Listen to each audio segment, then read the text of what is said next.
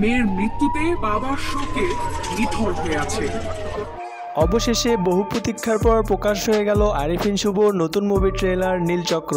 ট্রেলারটা দেখে মনে হচ্ছে মুভিটা আসলে আগুন বরাবর মুভি হতে চলেছে এবং কিছুটা চমকও রয়েছে।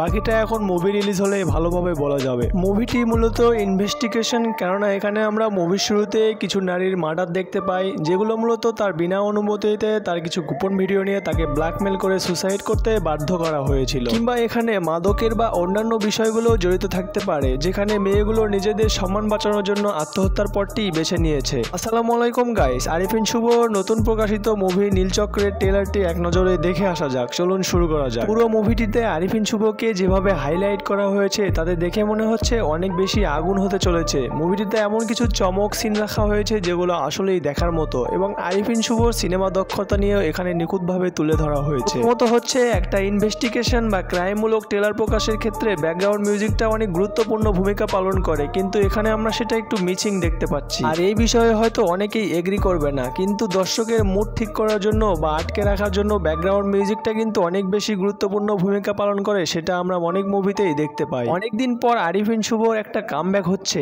আর আমরা এই কামব্যাকটা নিয়ে অনেক বেশি এক্সাইটেড। আর শুধুমাত্র আমি আরিফিন শুভর জন্য এই মুভিটা হলেই দেখতে যাব। পার্সোনালি আমার আরিফিন শুভর শুটিংগুলো অনেক বেশি ভালো লাগে। মুভিটির ট্রেলারে আরিফিন শুভর মুখে আমরা শুনতে পেয়েছিলাম 3 টাইপের লোকের সাথে কখনো ঝামেলা জড়ানো উচিত নয়। এক হলো ডাক্তার, এবং 2 হলো উকিল, আরেকটা হচ্ছে আরিফিন শুভর দল অর্থাৎ পুলিশ টিম। ট্রেলারটিতে আমরা দেখতে পাই একটি মেয়ে বহুতল ভবন থেকে ঝাঁপ দিয়ে আত্মহত্যা করে এবং সেটা নিয়ে আরিফিন শুভর পুলিশ টিম তদন্ত শুরু করে। মুভিটাকে কিন্তু একেবারে খারাপ বলা যাবে না। আর বলা হয়ে থাকে বাংলাদেশের সাকিব খানের পর দ্বিতীয় মেগাস্টার হতে চলেছে আরিফিন শুভ, তাই মুভিটির ট্রেলারটি নিয়ে কোনো প্রকার ডাউট থাকার কথা না। লক্ষ্য করলে দেখতে পাবো আরিফিন শুভর টিম ভিলেনকে ভালোভাবেই নাস্তানাবুদ করেছে, সেটা কিন্তু লক্ষ্য করা যাচ্ছে। কিন্তু আমরা দেখতে পাই ট্রেলারটিতে মুভি রিলেটেড কোনো হট ডায়লগ রাখা হয়নি। এমন কিছু হট ডায়লগ যেগুলো ট্রেলারটিকে রাখলে আরো বেশি আগুন বরাবর ট্রেলারটি হতো। আমরা দেখতে পেয়েছিলাম মেগাস্টার সাকিব খানের বরবাদ মুভির কিছু সিন, ভিডিও, ডায়লগ ও গান আগেই ভাইরাল হয়েছিল, যার কারণে মুভিটা কিন্তু অনেক বেশি ট্রেন্ডিং এ ছিল।